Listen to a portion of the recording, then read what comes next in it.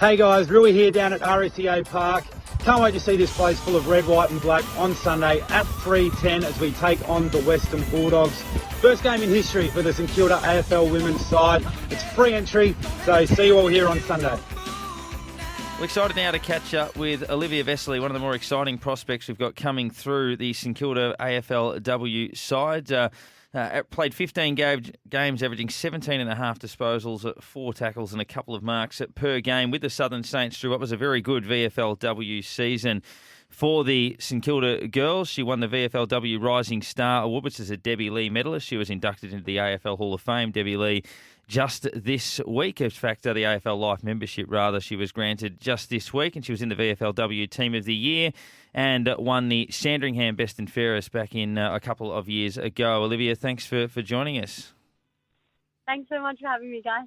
Had a little bit of a chat off air, but what's the overriding emotion ahead of Sunday? Excitement, nerves, almost trying to get it to hurry along, almost impatient a little bit? What's the main emotion? Oh, I think definitely nerves.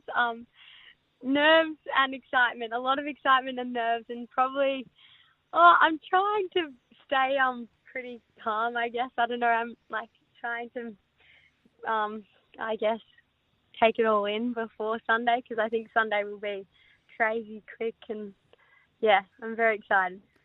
We'll start a little bit with yourself. What was your background in football? Did you play all throughout juniors? Did you have family members who played as well? Anyone who got you into football? Who did you look up to? What is your football background?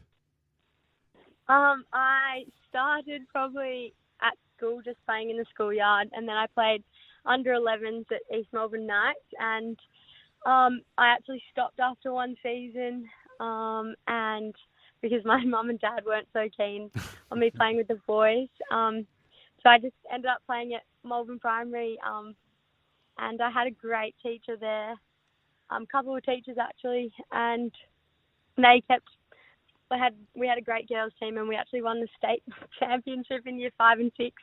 And then I didn't play throughout high school until year 10 or year 11 actually, when I went to a talent search, and I just got picked up at the talent search by Damien Keeping and Shiloh Curtis, and then I luckily got into the state team. I don't really know how, and then played my 5th proper game of footy on the MCG, which was pretty awesome. Very, very grateful for that experience. And then went back and started playing Sandy again. Yeah, that's pretty much it. And then just got into the VFL. Liv, obviously you had a pretty stellar season with the Southern Saints in 2019 and Sandringham before that. How have you found the step up from VFL to AFL level? And being with the same group, have you noticed much of a change? Oh, the step up from VFL to AFL has been, it hasn't been too great. I think we were very lucky in the fact that we had such a great VFLW program and a really awesome bunch of girls that built up most of the list. Pete also made sure that everyone was pretty much on the same page as we all were working towards the goal of AFL, even if we didn't get picked for the AFL side. That was the standard that was set. I think going to the AFL, obviously the step up's been pretty big, and I've noticed the training and everything's been much more elite, and there's been a lot of girls that have been driving those standards, Kate McCarthy, Nat Exxon. A lot of the girls that have played AFL already.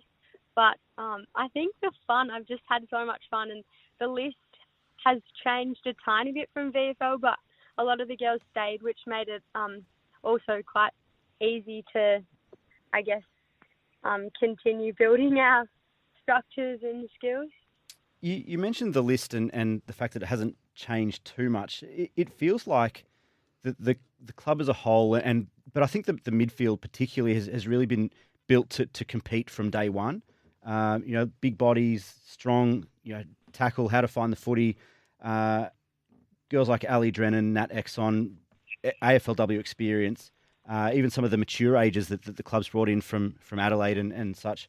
How do you feel about obviously it's exciting, but striving for greatness, I guess, from day one. How does that sitting with the club at the moment?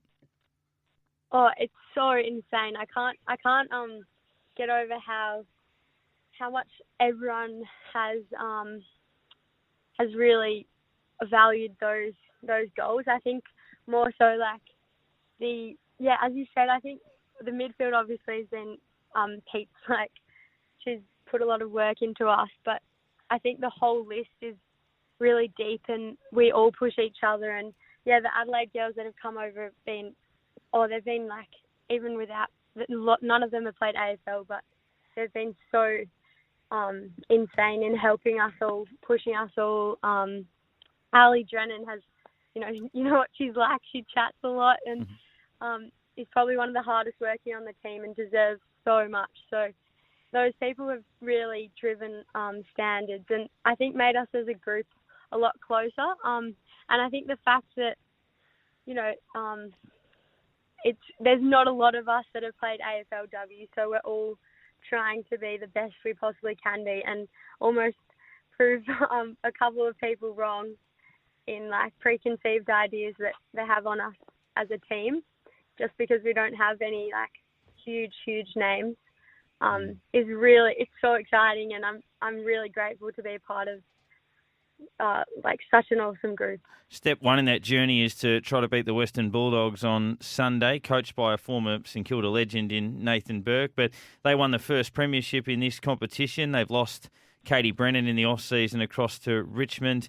I believe they're the shortest team in the competition across the board, so that would expect that they're probably going to run a bit, and that would probably give an insight into the way they play. But what are you expecting from them, and I guess how much analysis have you done into, I guess, what it's going to take to knock them off?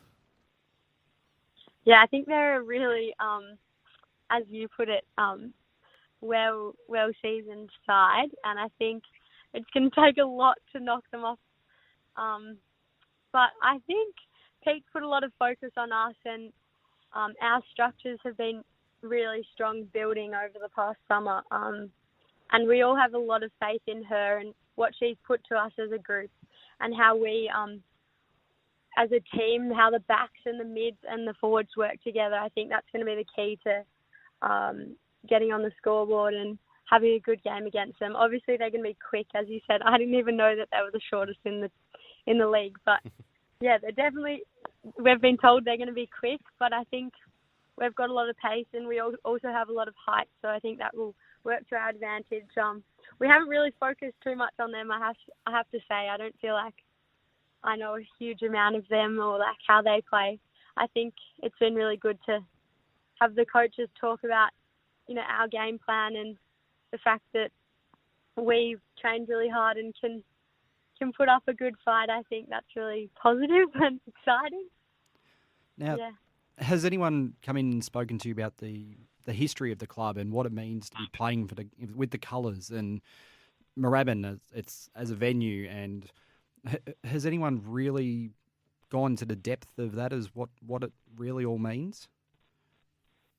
Yes, definitely. I think, for start, I think Pete has told us many stories about how she grew up and went down to Linton Street and was on the shoulders of many of the players, and how significant this weekend will be. But we had Rui come in last night, and just him coming in and speaking to us about how much he values it as well puts a lot of not pressure on us, but I guess it makes it feel real, and it makes it feel just really significant and a very big milestone for the club. I think even the boys have, and Raps especially, have gotten around us and had quite a few conversations about it being, a moment in history that the whole club can be proud of, not just us as the AFLW side, but the men and all the staff. And I think, I'm very excited for the ground to be ready and be able to play on. And just to reiterate for everybody, so it's 3:10 p.m. on Sunday against the Western Bulldogs at Moorabbin. Entry is free for all members and fans, but obviously we encourage you to sign up as a member. You will get in free as a supporter on the day. So the St Kilda AFLW home games, non-ticketed events. There'll be plenty of things there as well. So food truck alley, face painting and photo booths, super duper giant water slides, kids zones with inflatable activities. There'll be giveaways for kids and adults as well. There's a few other ways you can watch it at the lawn and various other things as well. And you can pick up the commemorative footy record. We've got the cover of that on our social medias as well, which is basically commemorating the significant step for the football club, and it's uniting a lot of our past heroes. So on the cover, you've got guys like Tony Lockett and like that, obviously moving into this modern era, which is very exciting. Olivia, before we let you go, we're going to play a little bit of the footy record pocket profile as we introduce you to a lot of fans. And I get the feeling from the conversation a lot of our supporters are going to have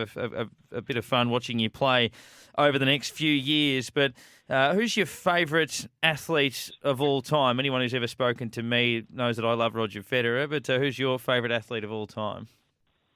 Oh, that's a tough one. I'd have to say, maybe, well, I would have said Roger Federer as well, but I'll go with Caroline Wozniacki. Not bad. Or, like it. Yeah, I think that's Liv, what's your biggest fear? Oh, my biggest fear.